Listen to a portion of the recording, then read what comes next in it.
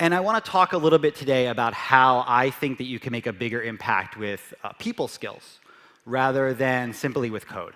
And when we think about people skills, we think about softly influencing people, showing empathy for our users, having a self-awareness, knowing good problem-solving techniques, things like that. And being a good communicator, for example, very important. But I want to get to some of the other areas here as well. So I think what's really important is we need to be thinking for users, with users, not for them. We want to be able to just do the discovery and learn what we want to do. But at the same time, we need to be able to see the problem for ourselves. Because too often, we end up not really paying attention to what the actual problem is.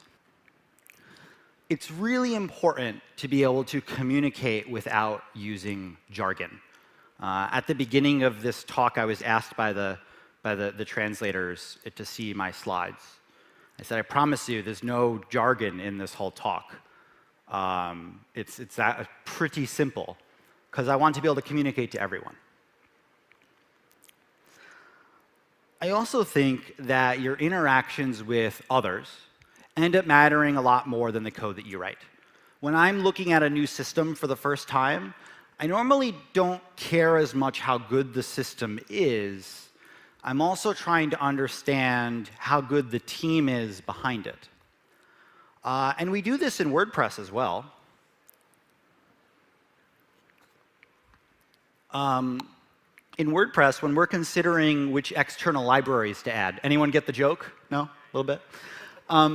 When we're considering what libraries to add to WordPress, we end up considering not the technology, but also all of the other pieces. How well does that team communicate with us? About 5 years ago, a few of us met with the creator of Backbone.js, specifically to talk about we want to build a new media library, the media library that's been in WordPress for about 5 years now. And we want to pick what at the time was the Ascendant JavaScript framework for about a week, I guess. And we were trying to figure out, should we go with this? And so we sat down with him and specifically talked out our concerns and your philosophies and how does all of that make sense? And does this make sense to adopt? We have very good relationships with the jQuery team. jQuery is now more than half as old as JavaScript. It goes back a number of years. And it's not the sexiest or best piece of software out there, but it is something that ends up being really great for just doing things on the internet. And so it's really important that our philosophies lined up with that project. Current conversations right now about using React or using Vue.js. And a lot of that isn't just which one is better software, but also how many people maintain it. Do we have conversations with them? How are our interactions with those teams? It matters a lot more than really anything else. What I would also argue is that not only do your interactions with others matter more than the code you write, but also the code you write can improve your interactions with others. And so let me give you an example.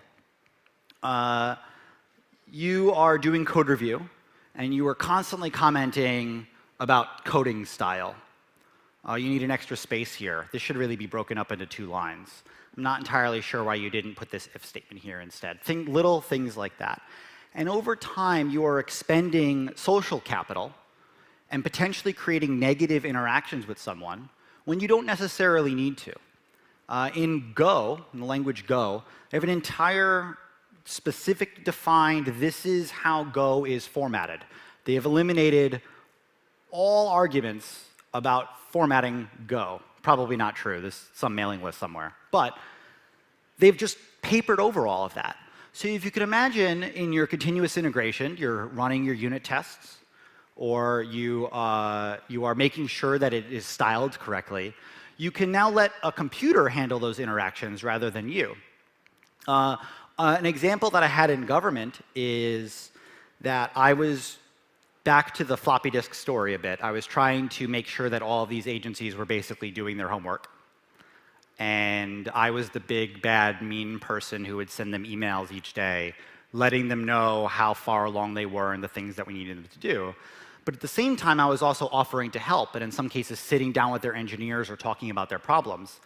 And I realized they didn't like me all that much, because I would also be the person that would hold them accountable by sending them emails and saying, hi, you didn't do all the things that we needed you to do. And so I sat down with them and I said, OK, let's make a deal. I will stop bothering you if you can agree on what metrics we need to track. And we'll take those metrics, we'll put them in a dashboard, and then you can be mad at the dashboard and not at me. This ended up working out really well. They stopped being mad at me. They started responding to me nicely now, instead of me being the big, evil, mean person. And then they had a single source of truth for them to work off of. This ends up being really helpful. Rather than arguing about, like, well, what is causing the problem? Well, now we have a non-human telling us specifically what those problems are. And I guess I'll end with this idea of, as many times as possible, asking more questions.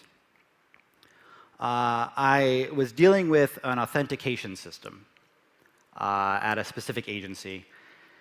And an engineer said, well, we really want to have System A and System B talk to each other securely.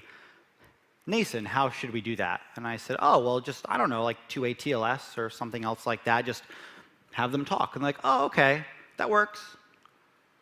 And I was like, wait, it's not that easy. What else are you trying to do? I said, oh, well, a user logs in here, and then the data gets stored over here. And so we're just going to like share a secret key back and forth. I said, oh, you're describing, depending on the specifics, like OAuth or SAML. I was like, you should use one of those. And they're like, yeah, maybe. We might not. And I was like, wait, you're inventing your own authentication system. This is not a good idea. What are you actually trying to do? And after asking enough questions, I realized that what they were trying to do is they didn't trust the developers on the team to actually write something to OAuth or SAML spec. At which point my question was, what makes you think they're going to write anything else that's secure either? In the end, a lot of times this comes down to what kind of people skills can we really deploy. We have this hanging up at our office.